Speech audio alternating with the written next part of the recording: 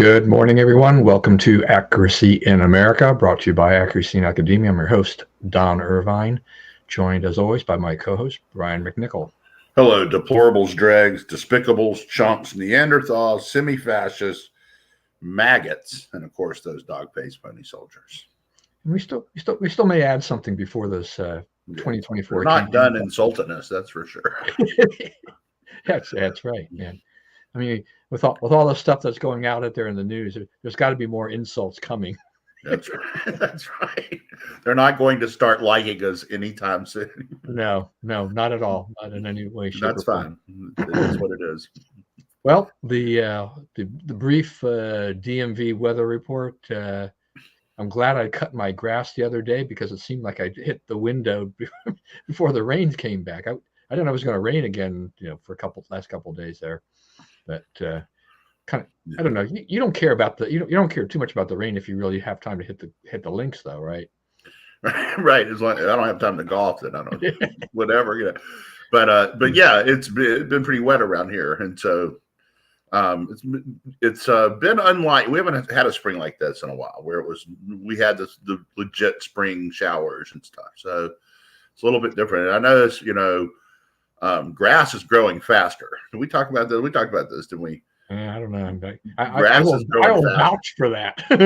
Yeah, I mean, it's more sunlight, and the rain is coming. It's being timed right, and man, like I'm looking out the window, and they cut the grass yesterday, and it's already tall again. It's already, it didn't last one day that it looked mowed.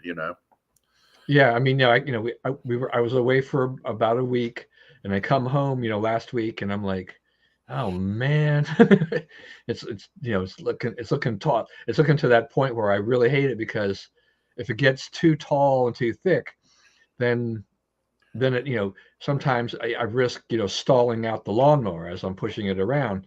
And right. So, I finally found that window of time where I figure, okay, it's dried out a little bit, because wet grass is terrible to mow. And, I did that the other day and everything like that. And I hit that just right. But it's like, yeah, I kept thinking for the time I was gone, it wasn't all that tall when I left. And then when I got back, I thought, boy, it had grown a lot. So yeah, every time I see this rain, I'm like, yeah, this means is that whatever my grass mowing cycle is, will always have to be sped up a little bit. The more rain, right, the more growth, the more cutting. That's right. I am, I have about maybe 80% of my lawn, probably, I'm guessing by now, is what's called zoysia. So it's not it's a thick kind of grass, and it goes dormant in the winter, and it looks great in the summer. And it takes a lot of heat. Yeah, it could take over a lawn. It doesn't like shade, so if you've got shade trees, it'll grow up to that point of the tree shade, and then it'll stop, and whatnot. But it's a voracious thing, and over time, it's grown tremendously since we've been in our house. And I'm like, just take over the rest of my lawn, because if you do that, then my mowing cycles probably don't have to be as bad. I may have to dethatch it once in a while, because that's the other side of zoysia, is what it builds up. But I wouldn't mind less of the other kind of grass. Plus, it also does a pretty good job with crowding out most weeds. Yeah, it does. It's a firm. There was a time when it was all the rage to build golf courses. The new golf courses that were being built at that time were putting in zoysia, if they could possibly do it. You got you get much north of here, it won't grow well, right? So you through like people here down south who were here to down south who were building golf courses, there was a lot of use of zoysia, and then it kind of stopped. And some courses, even like Lansdowne out in Loudoun County, took it all up and put down something else, because it's hard, it's tough grass to maintain and keep it looking right, and it's real vulnerable to the weather, and it goes dormant. So you get past a certain day of the year, your golf course is brown, right? And it's brown until it changes back, and it happens. It's it happens like so it's almost like God drops a big paintbrush down there and says, okay, green, and because it happens very directly. Like one day you got it, and the next day you don't. Yeah, that's why my in the last house we lived in, the first house, when we got married, my neighbor across the street was Indian, and he came up to my wife at one point, and he was kind of puzzled by the grass, because he thought the grass had died, but then in the spring it looked great, for the most part, and he couldn't figure that out. I guess he had never heard or seen Zoysia before, and so nothing went like this is this pattern, this is what it does. That's right. We used to spend a lot of time though in our old house though, because the Zoysia is also it's really strong, trying to keep it away from the asphalt driveway. Yeah, because it actually starts almost like burrowing under. It started with kind of making cracks and stuff. Yeah. It's like, so right now it's like it hasn't. It's moving across, but it hasn't hit the driveway yet from either side. And we're kind of keeping an eye on that, but maybe I'll be dead by the time that happens. I don't know. So anyway, yeah, it's I'm looking forward to a stretch of nice weather, where we can really enjoy the spring and as we roll into summer and everything like that. So, we're in the middle of May. Traditional beginning of summer for a lot of people is Memorial Day weekend, when people hit the beaches, they go to the pools and stuff like that. But the weather has been just very up and down. Yeah, it has been some days already that would have been good swimming days, and and then it reverts back to bone chilling cold. Well, yeah, and that's why it's like, what am I supposed to wear today? Air conditioning and heater in the same day, all the time this time of year. Yeah, you're right about that.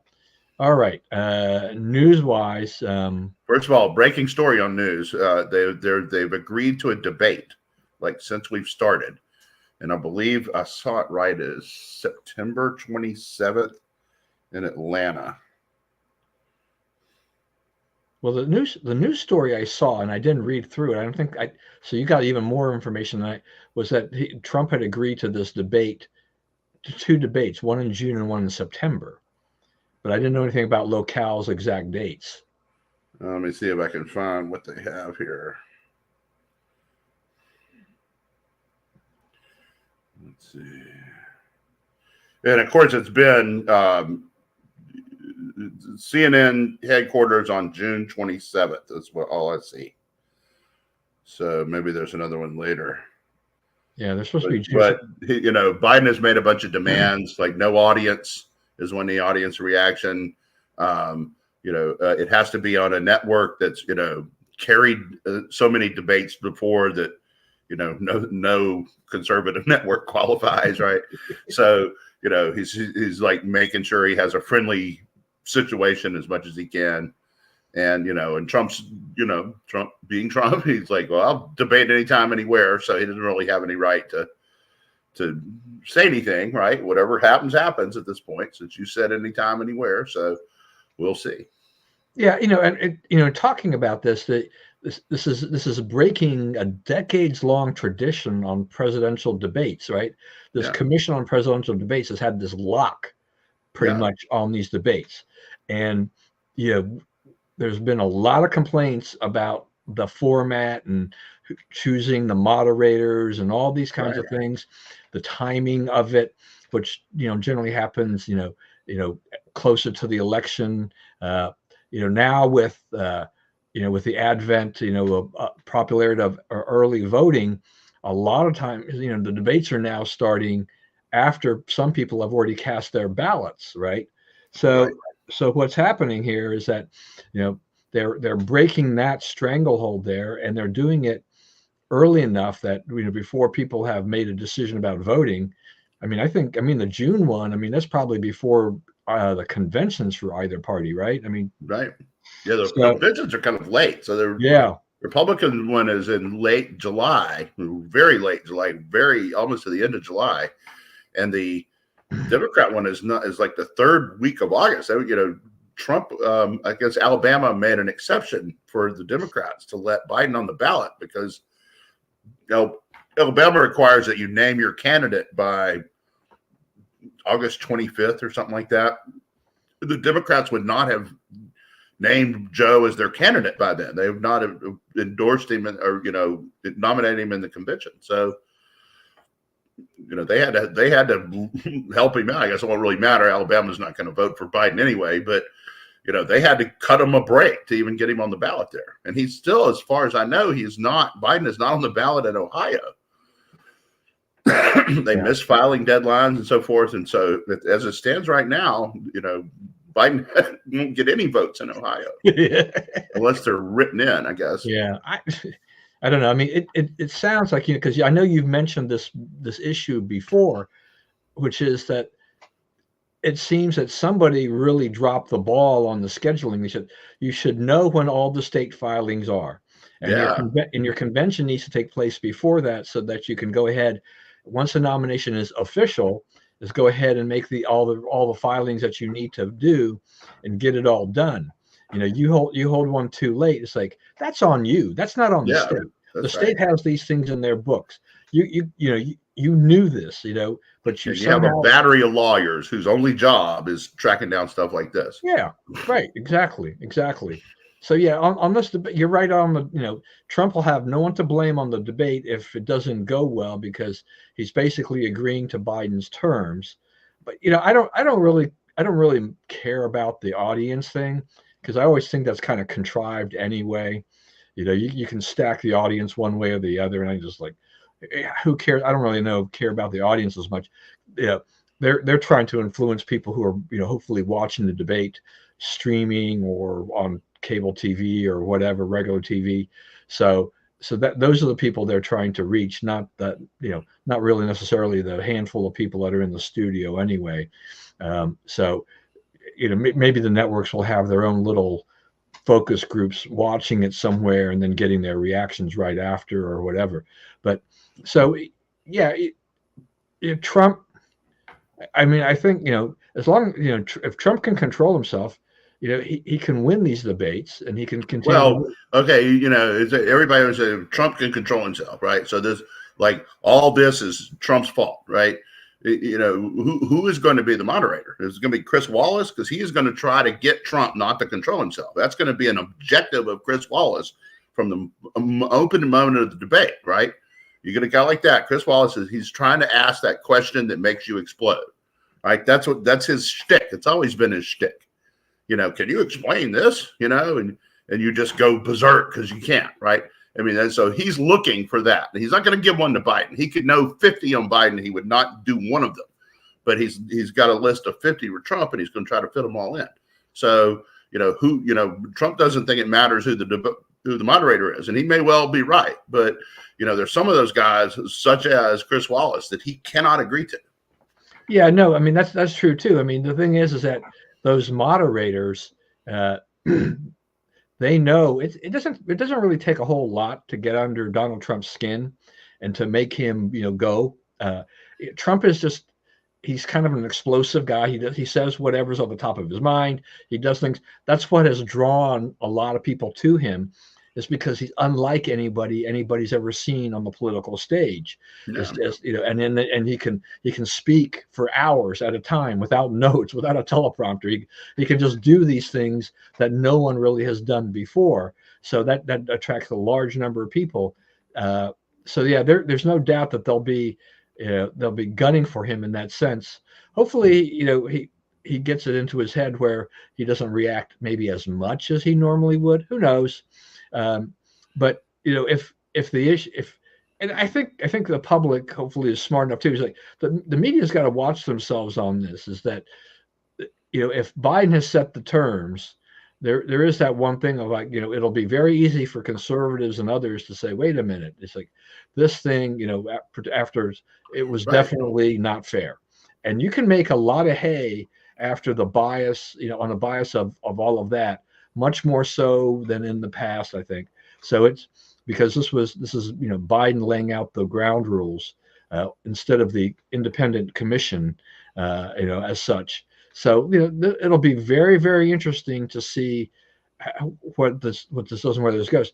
I'm kind of, the Commission on Presidential Debates they're probably what happened here? The president just blindsided us. Well, I mean, you kept not you kept not being responsive to the candidates, right? Yeah. I mean, the Commission of Presidential Debates had its own agenda, and no one is voting for them or against them, right? You're not our concern at all, but they wanted to be our concern, and so now they're where people who do that kind of thing go, right? They've been sidelined. So now, the question becomes, though, who can moderate it? Who is a Jim Learer today? Who is a Harry Reasoner? Who could actually respectfully, credibly moderate and elicit questions, ask tough questions of both sides. The other thing is, like, do we really, is gotcha questions really what we want? You said this 5 years ago, and now you said such and such, and the policy implications of that are collide at this level and whatever. Is that really what we want, or do we want more Lincoln Douglas, where okay, so it's good to hear. But I would, I want this very general questions. Let those guys react. The two competing philosophies of how they would run the country. I'm not interested. I don't want to be able to remember who the reporter was later. I want that to be inconsequential. So when you're picking this, and that requires a person of stature enough on both sides, right? That both sides look at him and say, okay, I don't always agree with that guy, but he's credible, or woman. It could be one,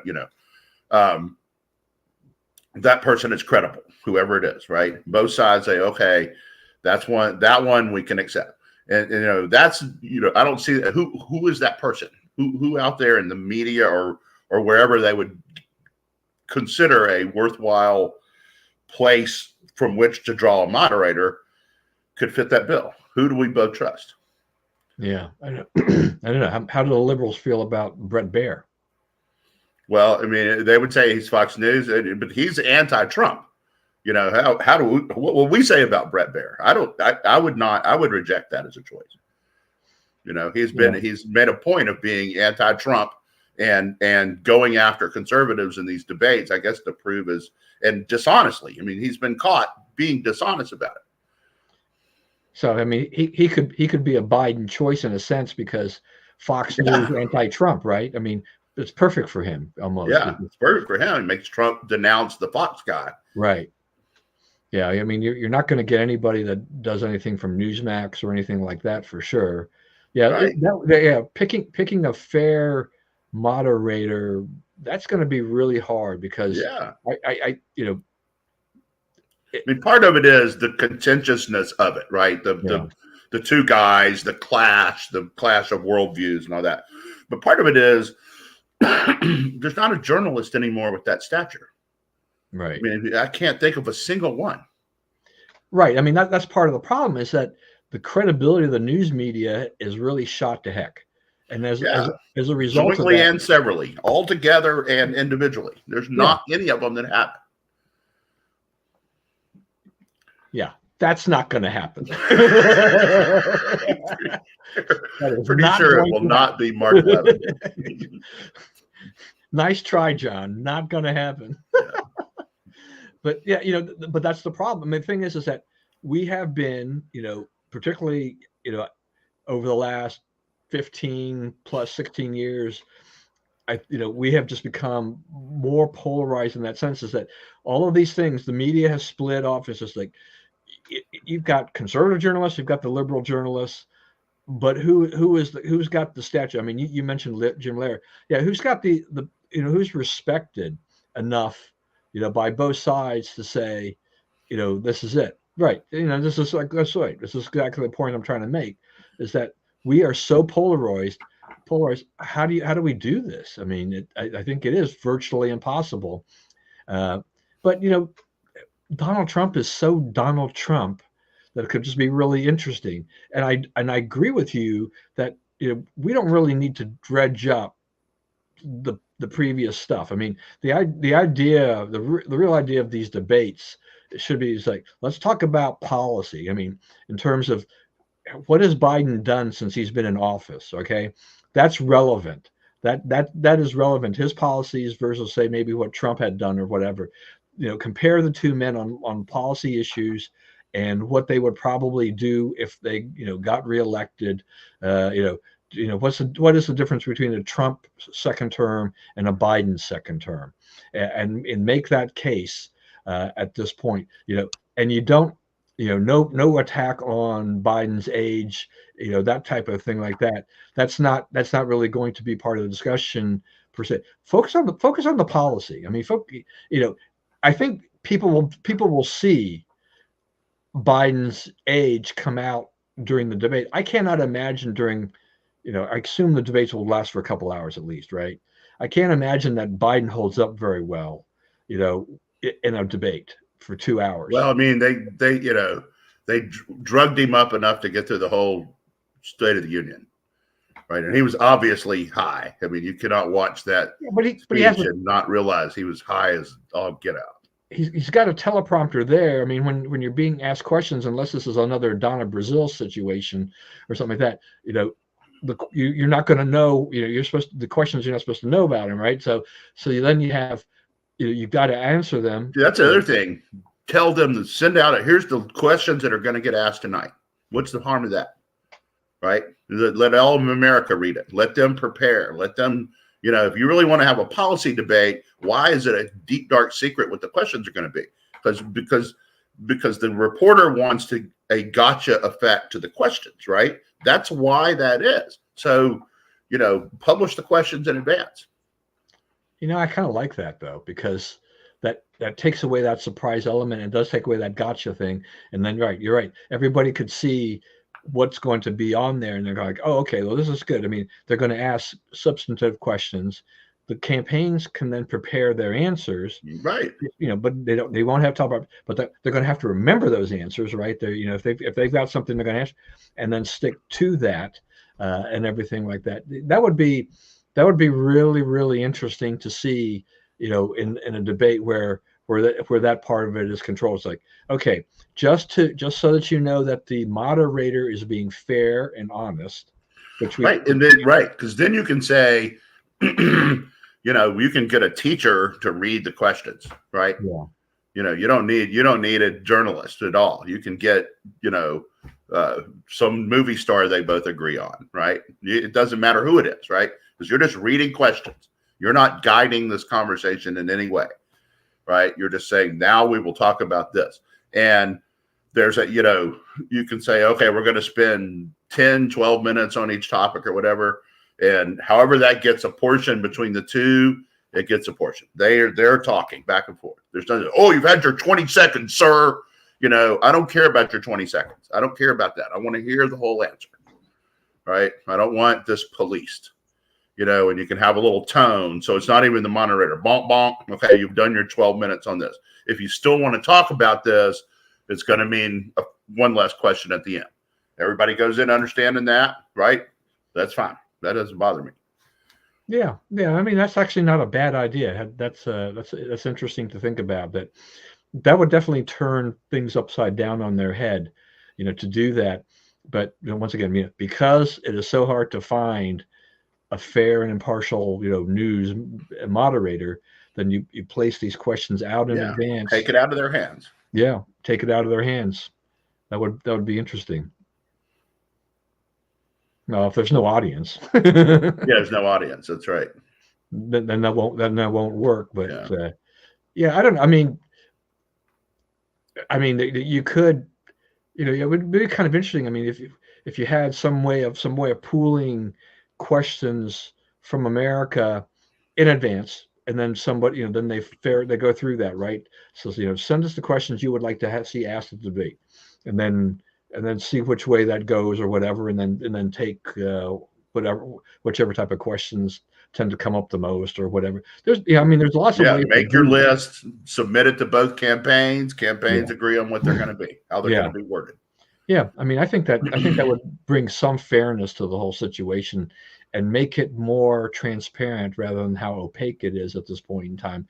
Where we don't know, exactly what's going to. I mean, that doesn't say that the answers will not and things like that, that there won't be some bombshell moments or something like that, because you don't know how the candidates are going to deliver things. Right. Biden may easily lose his way without his prompter there for the answer. And so, then that becomes, then you can kind of show the Joe Biden in real Joe Biden terms. Um, Yeah, that's right. so that'll be very interesting. But you know, in some ways, I was surprised that Biden pushed this forward. But on the other hand, I think he had to, because kind of Trump had kind of thrown this stuff out there before, uh, knowing that he probably had an advantage over Biden based on Biden's performance overall, to do this. And if Biden didn't agree to do any kind of debate, that would have blown back on him and looked poorly on him. So, but I like the fact that they're doing this before people are casting their votes, rather than after people are starting to cast the early voting and stuff like that. It didn't before early voting. You only had election day, so you did debates, between the convention and Late October, last week yeah, of October. yeah, and it was fine. That Yeah. was fine on the calendar, but the Commission on Presidential Debates has, they didn't adjust. It does, so things don't make any sense to hold debates of anything for any kind of campaign in any area if people have already started early voting. You don't know how many Well, people. I wouldn't say that like the first day of early voting ends all need Right? for Okay, not the debates. first day, but I mean, but if people are having, if But they your point is well taken. Though it's like yeah, that's right. right, which is what Brian was That's right. getting to. That's what I'm saying. You publish the questions in advance, and all the moderator is doing is reading the next question, Right. If and you it's want already entertainment, formulated. The candidates know what the question's going to say.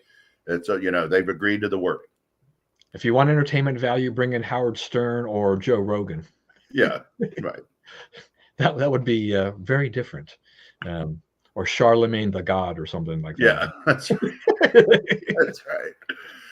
I mean, why? I mean, yeah, I mean, the possibilities are potentially endless in terms of trying to modify this. And depending upon how this goes, this could reshape presidential debates forever. In Yeah, essence, that knowing that, because once again, like a lot of other things, we have been so wedded into a lot of different systems that's how it goes. It's like, we've been doing this way forever, for 20, 30 right. years. This is the way we do it. Well, they have just blown that up, and said, yeah. So, if the Commission on Presidential Debates wants to stay relevant in the next presidential election, they better rethink what they're doing and look at this and say, if we want to, maybe we can jump back in, but we are going to do that model. But, it may be too late for them. Who knows? This these debates could be a runaway success in the sense of how they do it. And then that formula is one that, the commission says, like, no, we can't do that. It's like, we're just too good for that, or whatever.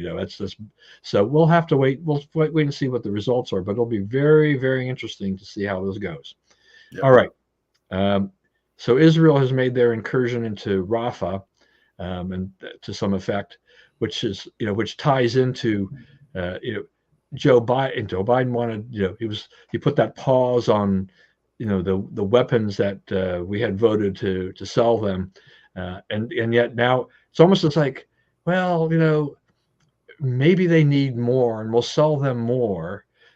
Despite the fact I said, I had my concerns about Raffah, and he upped the ante big time. So he's notified Congress, I guess, of his intent to go to a $1 billion range on this. And I mean, thoughts. I mean, is this a little bit of election issue that he's looking at the tea leaves a little bit and saying, I'm starting to lose a little bit of my Jewish support, Jewish vote, Jewish base, and that I need to do something to shore it up. And 1 billion sounds like a great number to do it with. Yeah, I mean, they're like, pretty much everything Biden is doing right now is about vote buying, right? The college loans, all this other stuff, right? Because like he's down to the point where it's like you got to push all the chips in the pile. They're behind in every battleground state. A couple of them are within the margin for error, but Georgia is not coming back. You're down 11 or whatever in Georgia, down 13 in Nevada. Those are states he carried last year, down 9 or 10 in Arizona. Trump's going to get those states. Now, you're going to have to win without those states, right? So now it's down to the blue wall of, the Rust Belt wall of Pennsylvania, Michigan, Wisconsin. Now you have New York is like 7 points. Biden's ahead by 7 in New York State, right? Those trials are not helping. He's like 5 in New Jersey. He's 1 in Virginia. He's 1 in Minnesota. Those are big. And I don't think any of those states are going to flip to Trump, right? But it's going to force Biden to spend money and time in all of them, right, to shore it up, which they kind of assumed those 4 states were in the bag, and you can't really assume it at this point. So, a lot of this is tied into like how he's doing. And when he decided to cut arms supplies to Israel, and he lost a lot of votes. He lost a lot of people said, I've had it. I tried to put up, I guess maybe you saw the Michael Rappaport tape that he made, the video that Michael Rappaport made. It's very foul. It will really harm your ears to listen to it. A lot of bad words. But his thing is he had it. It's like, I was going to vote. He goes, I can't tell you yet that I'm going to vote for Trump. I haven't talked myself into that, but I can tell you that I'm done with Biden. Right. And so at any time, like, he can go back and try to fix it or whatever. But, he's done some damage with this. This particular decision, this 1-1 tipped a lot of undecideds, a lot of Jewish people were trying to hang on for Biden, to the other side, or no longer for Biden. I won't say for Trump, but no longer for Biden. Yeah, and RFK Jr. is still in the mix a little bit. He's got some. That's everything. The debate rules, they're saying, Biden, no RFK. Yeah. But I mean, in RFK, he's gotten on a ballot in a few states that could wind up siphoning a few votes away from Biden. Could have just siphoned some away from Trump. People who are just like fed up with either don't really. The thing is, people who vote for RFK, to me, is like they don't like either Biden or Trump, but they really don't know what RFK stands for. So like, okay, that sounds good to me. He's a Kennedy. I'll vote for him, without realizing where they're throwing their vote to. But there's a lot of like some of the DeSantis people. You're looking at like where did these conservatives come from who are for RFK? A lot of them are DeSantoids. Yeah, those are the weirdest losers in the history of politics. Like we all have candidates who lose, right? And it makes us angry and like, why doesn't the electorate understand what we're talking about? But you get to the point where you didn't win, so either you adjust or you try to win again with the same formula and. Sometimes the ground changes and you can win again with the same, with a formula you lost with before. But, you got to take into account what the voters say. And when the voters, DeSantis is like he got nipped at the wire, right? He lost by 40 points. So, many, many people who looked at these candidates said, Trump, not DeSantis. That is an interesting thing about politics is just that, you've got these people who join and put their support behind a candidate, and they're just very devoted and ingrained to that candidate. And when that candidate loses, which they just never thought would happen, they just can never get over the fact that their candidate lost. Yeah. And they can't bring themselves to support the candidate that won. Right. The party unity, whatever, it doesn't matter to them. There's like, my candidate is the best candidate. The other candidate is not. I can never bring myself to vote for that. And I don't understand why those people voted for him, the other guy, and not my guy. And It's like, politics, this has been going on forever. It's like, there are winners, there are losers. You're not always going to be on the winning team for everything that you do. That's right. So, you gotta figure that out and decide, what's more important to you at any point in time. Interesting thing about the where Biden is, polling wise in a lot of these states is that he is polling below the Democratic Senate candidates in a lot of these states.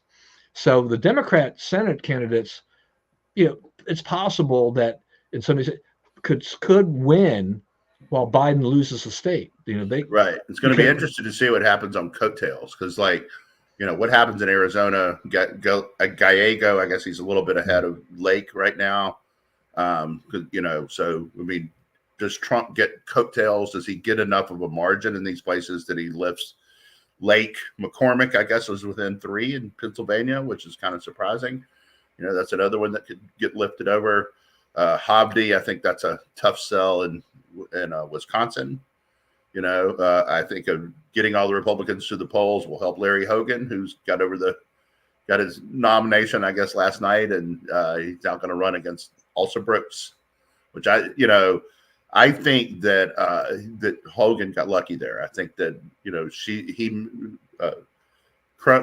Trone made some mistakes on the campaign trail. Obviously, it cost him, but I think that statewide he would have been a tougher opponent than.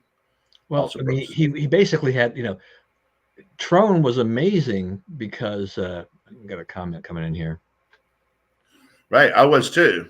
Exactly. I was a Cruz guy. I had seen Cruz speak, and he really explains the case for being a conservative well. Right, Cruz is really, really good at that, and why you should think as a conservative, right?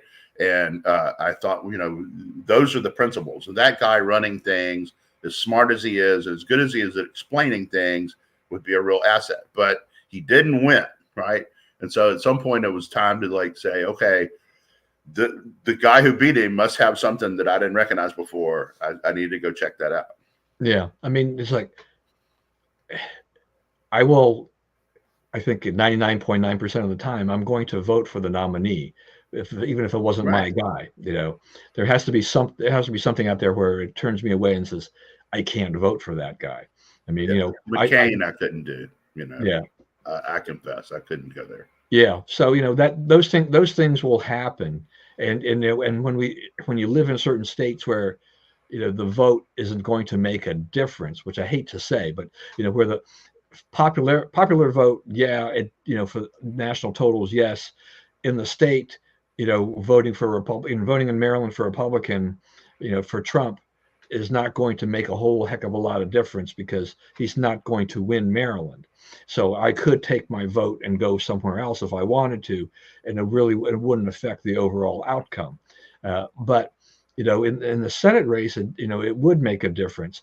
Now, Trone, spending $62 million of his own money. He wasn't, he was saying he wasn't beholden to anybody. Also, Brooks, definitely the establishment. She had the backing of, I think Van Hollen and the governor and a whole bunch of other people. But here she is, a younger black, liberal running a very black county.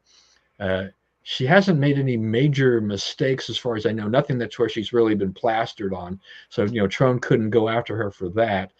Emily's List came in and supported her with ads under a thing called Women Vote, to try to counter Trone. But she had far less money than Trone in the campaign, and she won 54-41. I mean, she pasted him. Yeah. I mean, they thought they weren't going to know the election results until maybe Friday. They thought it was going to be that close, and she just blew him out of the water. So that in and of itself makes for an interesting race. I saw some things, I think a day or two ago, people who had early voted, I guess, or whatever, and had talked to the media, and people who liked Hogan, but they weren't sure they could vote for him. Democrats who had voted him for governor, but weren't sure they could do that again. They could vote for him for Senate because they were concerned about Senate control. Right now, Hogan has made it very clear that he is supporting a woman's right to choose. He's not going to be voting for any national, law on abortion limits and things like that. So, it's out there and whatever, but the Democrats are gonna, they're gonna pound away. It's like, the whole J6 and abortion. We need this in Democrat hands so that we can secure these rights that we need, and we keep America safe and democracy. Though what does Larry Hogan have to do with J6? Nothing, that type of thing. But Hogan, it's just he was a very popular governor. He is going to run up against that that whole problem of that the registration is heavily favors the Democrats. But maybe he winds up with another perfect storm. I mean, yeah, as a candidate, also Brooks she's known in PG County, right? Right. So her That's name, right. He's known throughout the state. It wasn't a disaster when he was governor. Like the place didn't blow up or melt down. And he's going to have a lot of money. And the early polling, I think he's 8 or 9 points ahead. So and so we'll see. Like everything else, polling does not necessarily equal votes, right? I mean, polls have been known to be wrong. I get a little bit nervous in Maryland because it's like, this looks good, but I don't know. I have a friend of mine on Facebook. He's Latino. He's from El Salvador. He was a big Hogan guy in 2014, but today he thinks Hogan's a rhino and all this kind of stuff, and he won't vote for him. And it's like, Hogan needs your vote if you want to see the Republicans control just kind of that safety net that you're looking for. And I don't know, he might go ahead and mark that little circle or whatever when it comes time, in November or whatever. I don't know, but Hogan has got to try to keep together that coalition of Democrats that voted for him before, at least most of them, and he's got to win over the MAGA Republicans that are mad at him for abandoning Trump, basically for basically saying he and Trump are just they're just not on the same page, right? Because there's a bunch of that. I mean, there was definitely a bunch of that on our Central Committee when I was on there. So it's a tricky path, but. Hogan has developed himself, at least in Maryland politics, from a Maryland perspective, into a pretty decent politician. He's revived his bus. He's got his, he toured the entire state using the bus, went to all kinds of things that had a lot of social media up on that. Those are the kinds of things that won people over and helped win people over, before.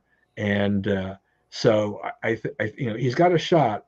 It should be a competitive race. Will he win in the end? I don't know yet, but we'll see. We're less than 6 months away, but that's still a lot of time for things to move one way or the other. And now that also Brooks knows that she's the nominee, we'll kind of see where she puts herself, and we'll kind of see where Hogan positions himself against her. Particularly. So those kind of things. But what I thought interesting issue matrix in that race too. Yeah. And I thought it was interesting too for Congressional District 6 that April Delaney, the wife of former Congressman John Delaney, won the Democrat nod there. So she'll face off against Neil Parrott. So Neil Parrott's an old friend of of conservative Republicans in Maryland, usually chronically underfunded. Delaney has money, right? I mean, they've got a lot of family wealth there that he built.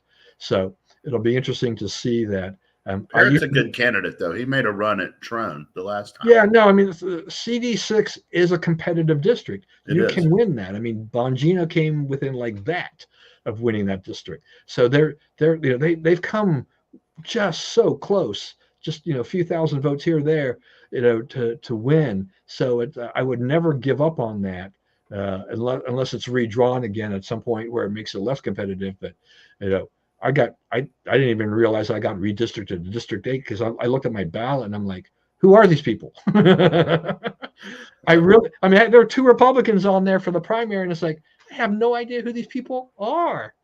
It's like, which means they had no money, no name recognition, So not that I thought anybody was going to be able to beat Jamie Raskin, but it's like, I'd like to throw up somebody who could actually give him a run for his money and make him spend money.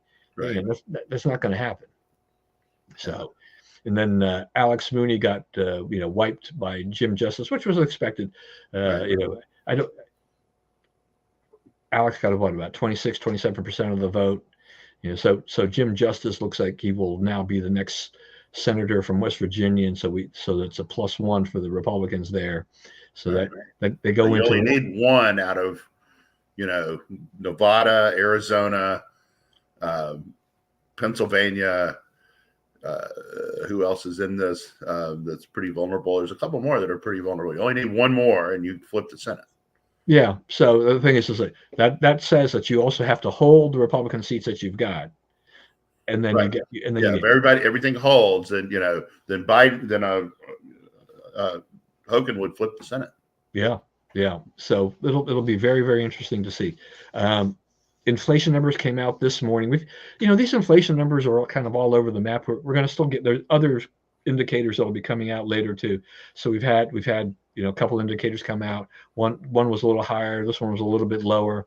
I think the bottom line still is that inflation under Biden has been significantly higher than it was under any other presidents in recent memory in their first term. There was a chart somebody had produced that under Trump it was like 1.9, under Obama it was like 1.4, Clinton and Bush it was like 2.4 or something like that, but Biden's at 5.0 during the time that he's been in office. Trump was 1.4 when he and here's the thing, that's right, when he left it was right, but I mean over the 4 years it came out to 1. But when Trump left office and when Biden came in, it was 1.4. But Biden's on the campaign trail saying it was 9%, and I've got it down. He's done that twice, and they've been, the fact checkers are, they're dutifully saying, "Oh no, that's not correct." But I mean, he just keeps saying it. He doesn't care. He either doesn't care or he's not understanding what he's been told about that. Right? Yes, it was 9%. That was your fault. You did that. So, and he's still, it's still, what is it, 3.8 now, 3.8? I think today the CPI average now year over year is now at 3.4. 3.4. So, it's still 2.5 times what it was when he took office. Still after his great inflation reducing strategies. Yeah. And once again, as we have said time and time again on the show, it's not just the fact that it's 3.4 versus 1.4 when he came in, but the cumulative effect of the increases that aren't going away, food prices, all the things that we are paying for on our daily basis, are up 20% here and 20% there. Housing costs are up. Those prices are not going to go down. We're not going to see this massive deflationary effect where it's going to push the prices down to those levels of when Biden came in office. We have new floors, new bases because of wage increases. These liberals have pushed through all kinds of wage increases so that we all see these stories about massive costs of going out to eat, where the fast food places, which were supposed to be the cheap place to eat, it costs you a fair amount of money to eat at these places now, right? That's right. So it's just not very, very cheap. I mean, we ate my wife was craving fried chicken the other day, so I was like, go on the Popeyes app, and it's chicken for 5 pieces of chicken, 2 biscuits, 2 small sides. That's $12. Okay, yeah. I know when I think they launched that app, you could get that for like $10 or something like that. The price is already up like 20%, and I decided I want to try one of their chicken sandwiches for a change. So it still winds up costing me like $18. Is that the thing's like this is a fast food meal?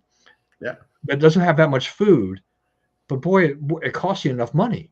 Yeah, right. And Popeyes is not unduly expensive. I mean, that's but I mean, but they when wages go up, when your minimum wage now that you have to pay are now $15 to $20 an hour, and I mean, we go to Aldi from time to time, and I remember where they used to have these sandwich boards in the front, and they say associate like $12, $13 an hour. You walk to an Aldi now in Montgomery County, and I think it's $18 to $20 an hour. It's what they're advertising it for. It's like, who do you think is paying for that? Right. That's right. Right.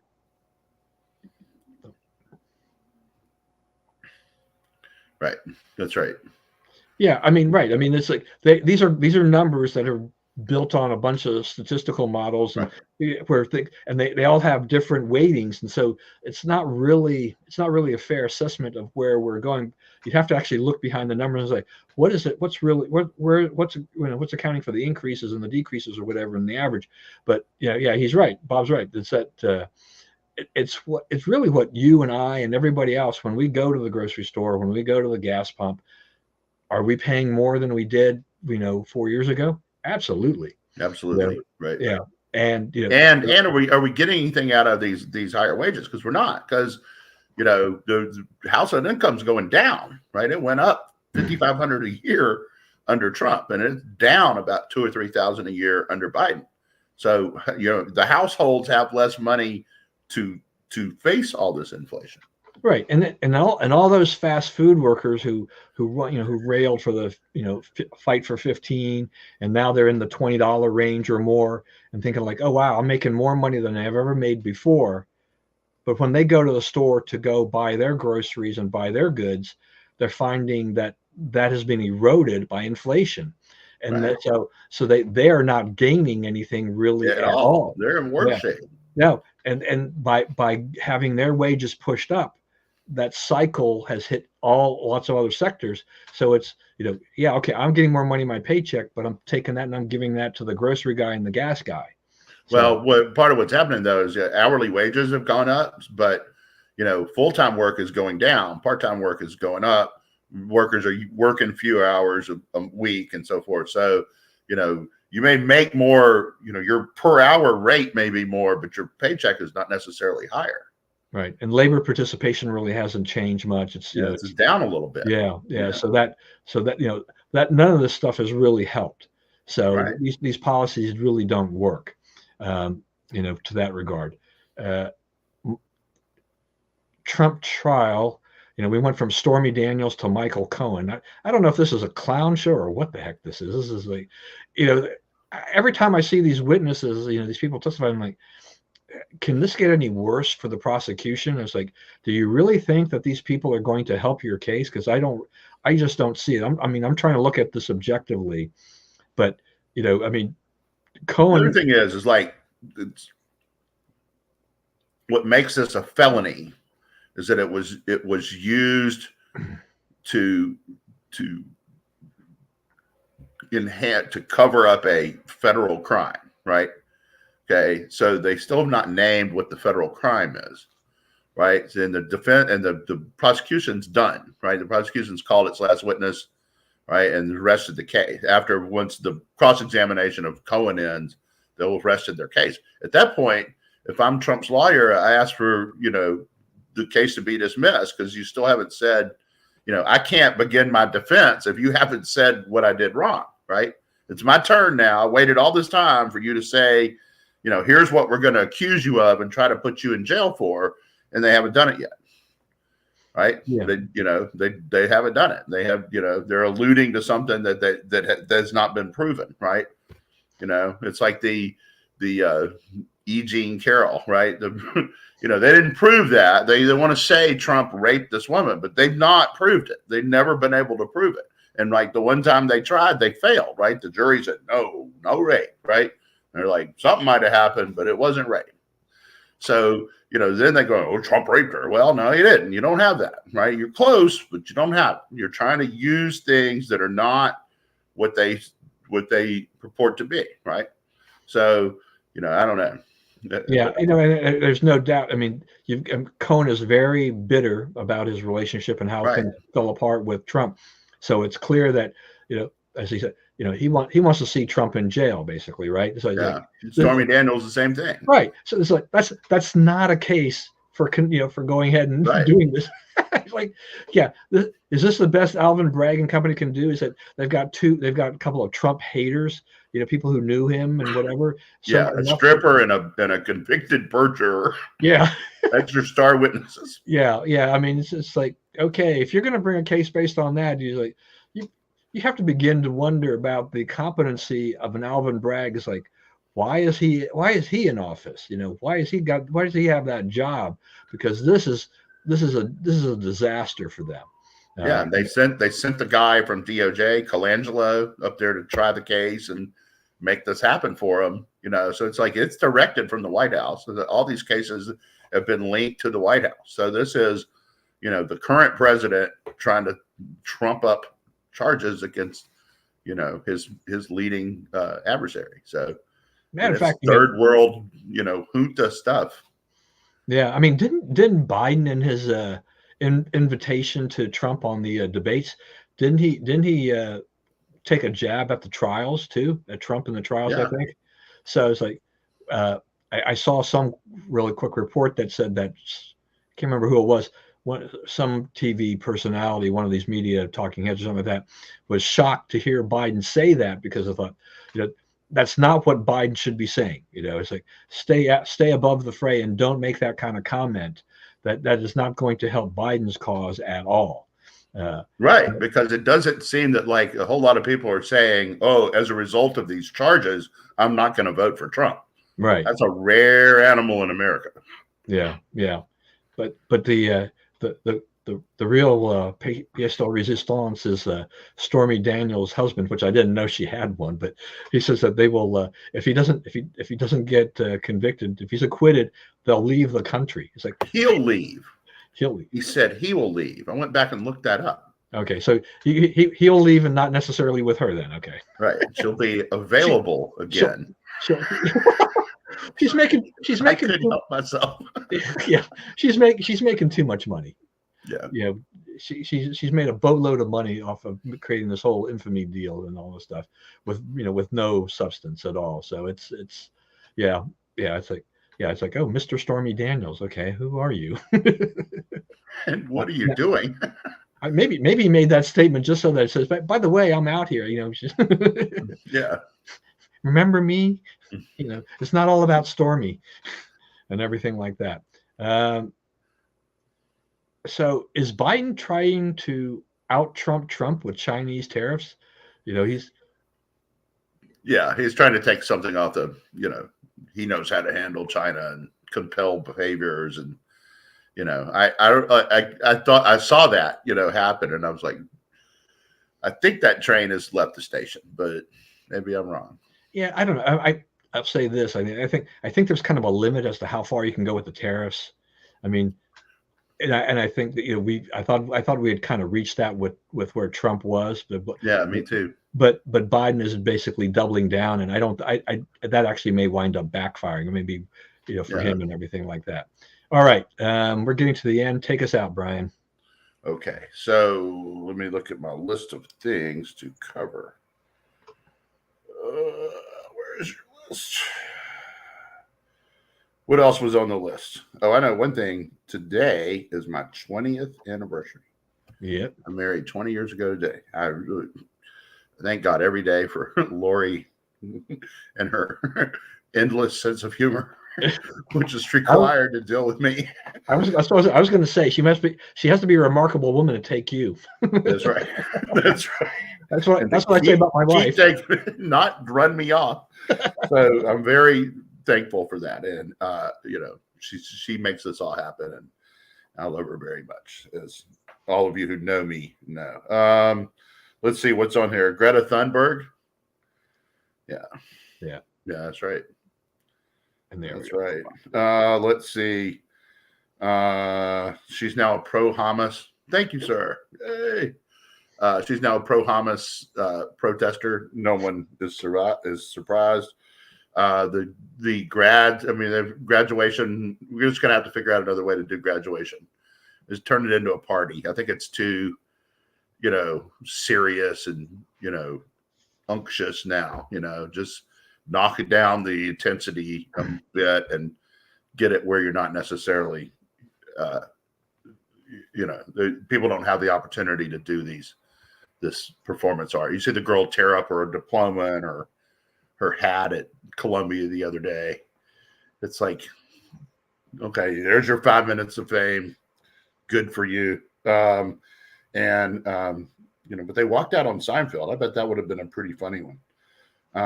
And so we will have debates, and it'll be good stuff. All right. Good enough. I'll close it here with thank you once again for joining us today. Hope you enjoyed it. Please, as always, stay safe and stay well. Remember, we live in the greatest country in the world. Do not let anyone tell you otherwise. And God bless America. Happy anniversary to Brian and Lori. And we will see you again next week.